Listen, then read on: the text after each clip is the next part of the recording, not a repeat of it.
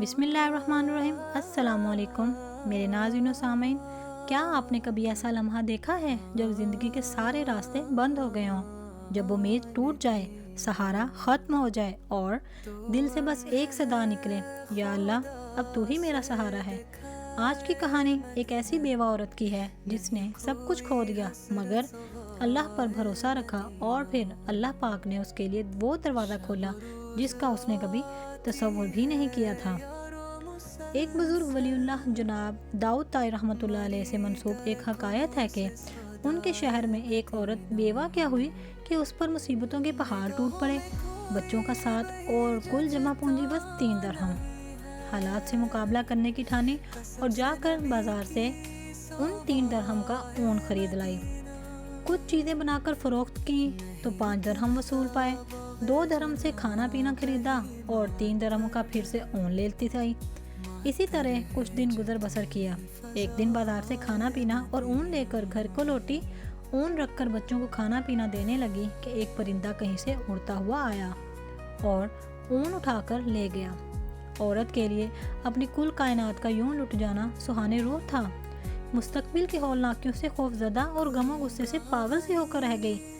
دوسرے دن سیدھا جناب داؤد طائی رحمۃ اللہ علیہ کے گھر گئی اور ان کو اپنا قصہ سنا کر ایک سوال پوچھا، کیا ہمارا رب رحم دل ہے یا ظالم؟ جناب داؤد طائی رحمۃ اللہ علیہ عورت کی درد بھری کہانی سن کر پریشان ہو گئے اور کہنے لگے کہ تم اللہ پر بھروسہ رکھو۔ اتنی دیر میں دروازے پر دستک ہوئی۔ انہوں نے جا کر دیکھا تو 10 اجنبی اشخاص کو کھڑے ہوئے پایا۔ ان سے آمد کا مقصد اور ماجرا پوچھا تو انہوں نے کہا، حضرت ہم سمندر میں سفر کر رہے تھے کہ ہماری کشتی میں ایک سوراخ ہو گیا۔ پانی اس تیزی سے بھر رہا تھا کہ ہمیں ہماری موت صاف نظر آ گئی۔ مصیبت کی اس گھڑی میں ہم میں سے ہر شخص نے عہد کیا کہ اگر اللہ پاک ہماری جان بچا دیں تو ہم میں سے ہر آدمی 1000 درہم صدقہ دے گا۔ ابھی ہم یہ دعا کر ہی رہے تھے کہ ایک پرندے نے کہیں سے ہماری کشتی میں اون کا ایک گولا لا کر پھینک دیا، جسے ہم نے فوراً سوراخ میں پھنسایا، کشتی کو پانی سے خالی کیا اور سیدھے یہاں نزدیک ترین ساحل پر آ پہنچے۔ ہم کیونکہ یہاں اکیلے اور اجنبی تھے، اس لیے لوگوں سے کسی معتبر آدمی کا نام پوچھا تو انہوں نے ہمیں سیدھا آپ کے پاس بھیج دیا۔ یہ لیجئے 10,000 درہم اور ہماری طرف سے مستحقین کو ڈھونڈ کر دے دیجیے گا۔ داؤد طائی رحمۃ اللہ علیہ اللہ رب العزت کی اس حکمت پر حیران و پریشان ہوتے ہوئے 10,000 درہم لے کر سیدھا اندر اس عورت کے پاس گئے۔